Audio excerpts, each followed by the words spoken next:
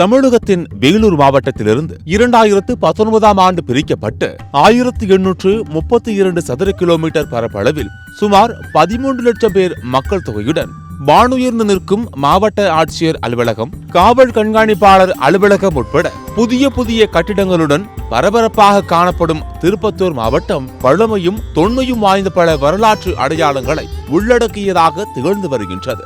14ஆம் நூற்றாண்டு காலகட்டத்தில் பல மன்னர்களால் ஆளப்பட்ட இந்த பகுதி திருப்பேரூர், பிரம்மபுரம், திருவனபுரம் என்று அழைக்கப்பட்டதை தொடர்ந்து அதற்கு பின்பு வந்த விஜயநகர மன்னர் திருப்பத்தூர் என்று பெயர் சூட்டினார். இதைத் தொடர்ந்து பல நூற்றாண்டுகளாக தற்பொழுது வரை அதே பெயரால் அழைக்கப்பட்டு வரும் இந்த பகுதி 17ஆம் நூற்றாண்டிலேயே ஒருங்கிணைந்த சேலம் மாவட்டத்தின் தலைநகரமாக விளங்கி வந்துள்ளது. திருப்பத்தூர் நகரம் ஜவ்வாது மலை மற்றும் அதன் தொடர்ச்சியான ஏலகிரி மலையால் சூழப்பட்டது.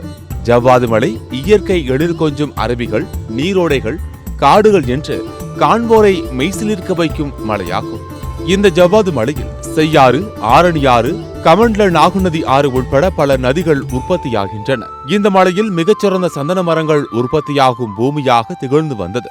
திருப்பத்தூர் நகரம் இந்த மலையை ஒட்டி இருப்பதால் இதற்கு சந்தனமாநகரம் என்கின்ற பெயரும் உண்டு.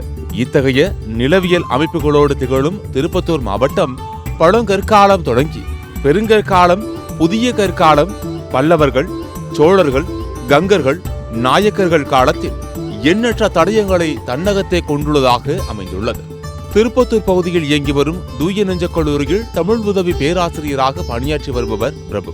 இவர் தமிழர்களின் பாரம்பரிய கலாச்சாரத்தை மீட்டெடுப்பதில் மிகுந்த தாகம் கொண்டு கடந்த 2015ஆம் ஆண்டு முதல் திருப்பத்தூர் மாவட்டத்தின் பல்வேறு பகுதிகளில் ஆய்வு மேற்கொண்டார். குறிப்பாக கந்தளி ஒன்றிய பகுதியிலும் ஆலங்காயம் ஒன்றிய பகுதிகளும் தன்னுடைய பணியை துவங்கி தற்போது வரை 4000 ஆண்டுகளுக்கு முந்தைய கற்கால மனிதர்களின் குகை ஓவியங்கள், குறியீடுகள், நடுகற்கள் உள்ளிட்டவைகளை கண்டறிந்துள்ளார். மேலும் குண்டுரெட்டியூர் என்கின்ற பகுதியில் சுமார் 80 ஏக்கர் நிலப்பரப்பில் சிதறி கிடந்த ஓடுகளை சேகரித்து அவற்றை ஆய்வுக்கு உட்படுத்திய போது அது பழமையான மண்பானை ஓடுகள் என்பது தெரிய வந்துள்ளது. அது மட்டுமின்றி சுடுமண், ஊது குழாய்கள், கருப்பு சிவப்பு மண்பானை ஓடுகள், கழுத்தில் அணியும் ஆபரண மணிகள், புதிய கற்கால கருவிகள், எலும்பு துண்டுகள் என சுமார் 133 பழமையான பொருட்களை கண்டறிந்துள்ளார் பேராசிரியர் பிரபு. தொடர்ந்து பழங்கால தமிழர்களின் இசை கருவிகள், தமிழர்கள் பயன்படுத்திய போர் ஆயுதங்கள், விளையாட்டு பொருட்கள் ஆகியவற்றின் அமைப்புகளை கண்டறிந்து அவற்றை மறு உருவாக்கம் செய்து தான் பணியாற்றும் கல்லூரியின் அனுமதியுடன் ஒரு அறையில் காட்சிப்படுத்தி கல்லூரி மாணவர்களுக்கு தமிழர்களின் பாரம்பரியத்தை கொண்டு சேர்த்து கொண்டிருக்கிறார்.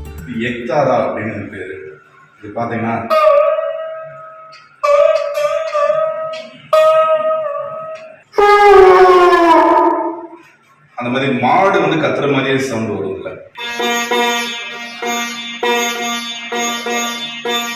நம்ம தமிழகத்தில் இருக்கக்கூடிய பாரம்பரியமான ஒரு இசைக்கருவி.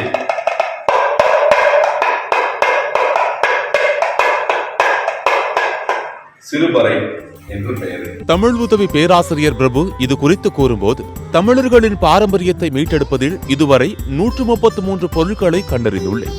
ஆனால் மாவட்ட நிர்வாகமும் தொல்லியல் துறையும் முறையான கள ஆய்வு செய்து இன்னும் ஏராளமான புதைந்து கிடக்கும் தமிழர்களின் பாரம்பரிய கலாச்சார வாழ்வியல் முறைகளின் அடையாளங்களை மீட்டெடுக்க வேண்டும். போர்க்கள ஆயுதங்கள் அவன் கையில இந்த ஆயுதம், வடலிங்கிற ஒரு ஆயுதம், அவன் எதிரியை வந்து இப்படி அடிச்சு தூக்கும் போது இந்த முனையில அவனுடைய நரம்பு பட்டு அவன் ஒரு மனிதனை தூக்கி எறியக்கூடிய அளவுக்கு அன்னைக்கு இருக்கக்கூடிய ஆற்றல் இருக்கு. அதற்காக பயன்படுத்தணும் குதிரை வீரன் வடலி என்று சொல்லக்கூடியது இந்த கருவி. அது மட்டுமின்றி திருப்பத்தூர் மாவட்டத்திற்கு என்று எந்த அடையாளங்களும் தற்போது வரை இல்லாத நிலையில் ஒரு அருங்காட்சியகம் அமைக்க வேண்டும். அதில் மீட்டெடுத்த பழமை வாய்ந்த பொருட்களை காட்சிப்படுத்தி நம்முடைய சந்ததிகளுக்கு கொண்டு போய் சேர்க்க வேண்டும் என்று கோரிக்கை வைத்துள்ளார்.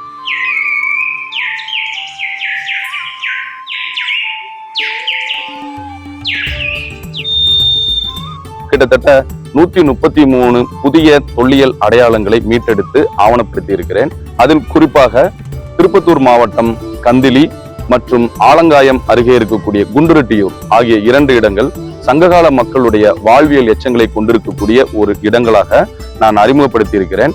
அதை முறைப்படி அகழாய்வு செய்ய வேண்டும் என்று தமிழக அரசுக்கு கோரிக்கையும் விடுத்திருக்கிறேன்.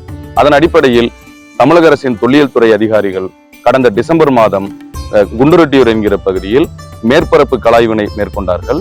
ஆனால் இன்னும் முறைப்படியான அகழாய்வை செய்திட வேண்டும் என்பது எங்களுடைய கோரிக்கையாக இருக்கிறது.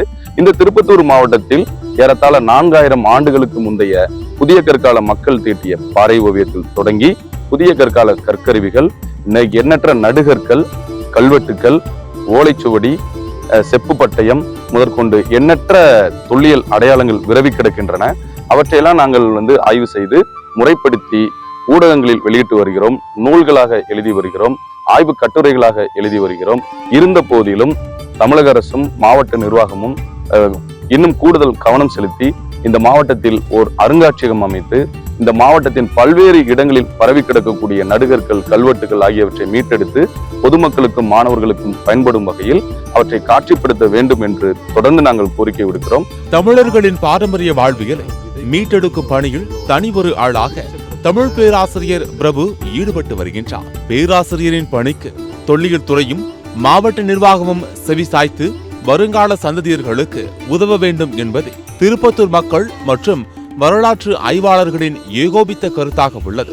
சத்தியம் செய்திகளுக்காக திருப்பத்தூர் மாவட்ட செய்தியாளர் மகேஷுடன் சத்தியம் செய்திக்குழு.